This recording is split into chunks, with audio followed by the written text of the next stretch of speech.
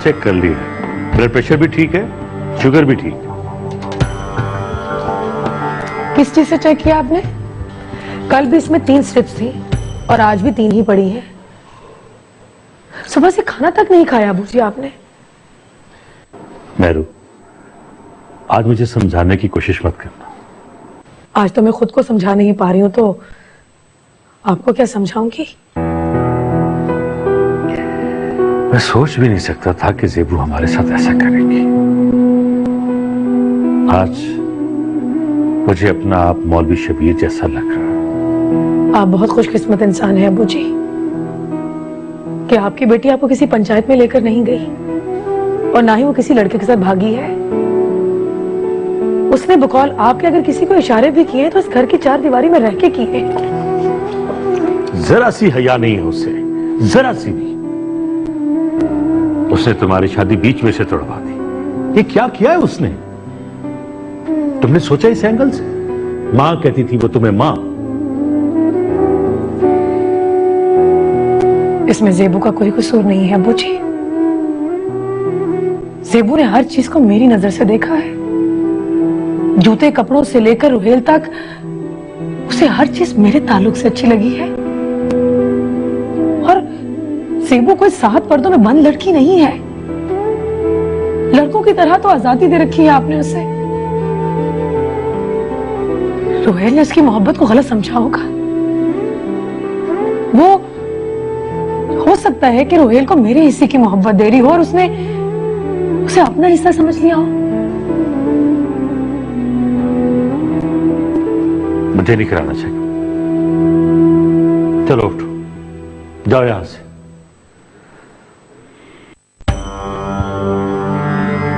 मैं ज़ेबू की मां बन के बात कर रही हूं आपसे अबू जी। एक बार सुन तो ले आप उसकी। क्यों शक ना करें उस पर? कहीं ऐसा ना हो कि आपकी पोजीशन भी वो मौलवी शबीर वाली हो जाए। उसकी बेटी तो भागी थी और आपकी बेटी खुद को मार ना ले।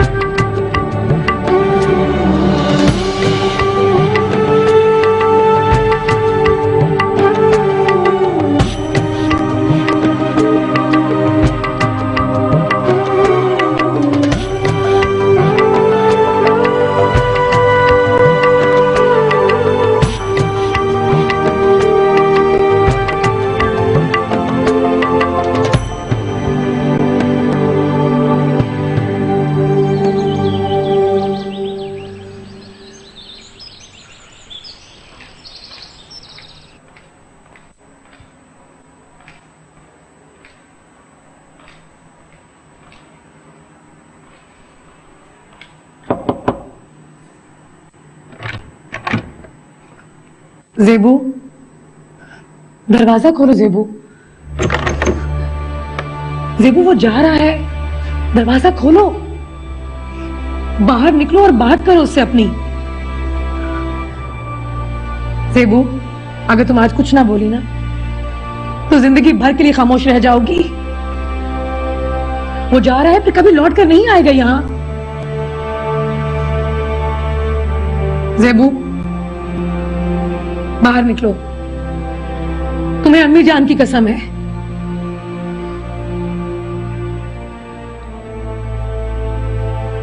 ज़ेबू,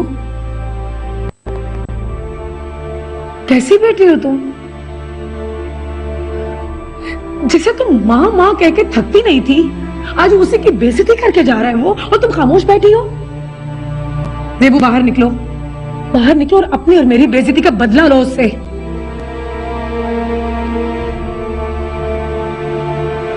उसके मुंह पे आके सबके सामने कह दो कि तुम उसे क्या समझती रही हो और वो तुम्हें क्या समझता रहा है।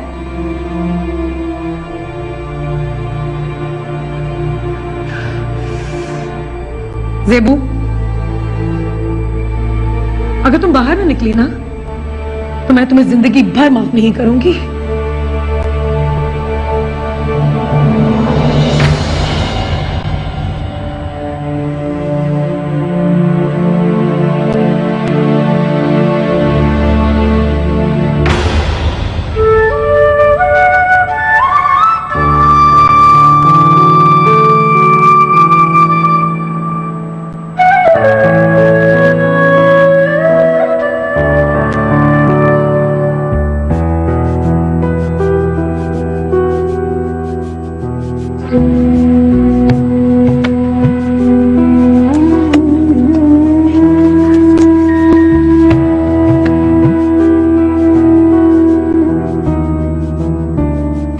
बेटी जैसी मेरी, क्या बुरी नजर डाली है उसने देबू पर। जो बुरी नजर डालते हैं वो हाथ पकड़ने की बात नहीं करते। ये बकरा मंडी नहीं है, एक पसंद नहीं आई तो दूसरी, दूसरी पसंद नहीं आई तो तीसरी। तू जो 10 मुशुके बदल चुका है मेरे सर पर, तुझे तो किसी ने फांसी नहीं लगाई। लगता है तू भी मिली हुई उसके साथ, इसलिए उसके पीछे पीछे फिरती थी। मैं फिरती थी उसके पीछे? हाँ, तू चौधरी साहब की इज्जत से बढ़कर कोई चीज नहीं है मेरे वास्ते। वो इस घर में खड़ा हुआ है ना, इसलिए मेरे हाथ से बचा हुआ है, वरना मैं उसे भंग की तरफ खोदकर पीना न जाता। तो टिंका मेरा नाम नहीं।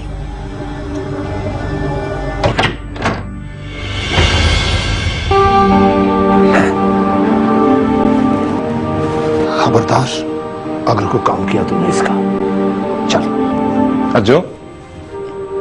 जी साहब जी। मेरा एक पैगाम दे दोगी ज़ेबू को? अब और क्या बात करनी है साहब जी, जान तो उसकी ले ली है आपने।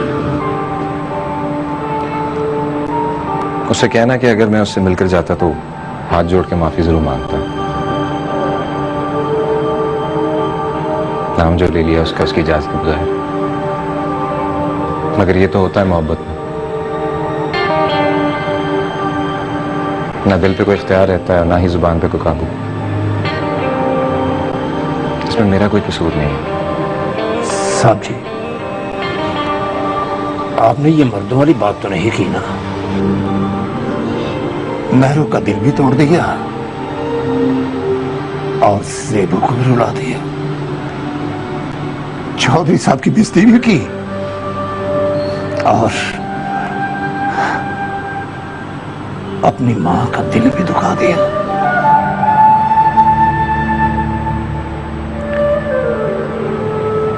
ये मोहब्बत भी तुम्हारी भंग जैसी होती है डींगा।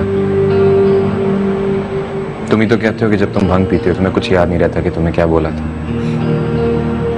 बस मेरे साथ भी कुछ ऐसा ही हुआ।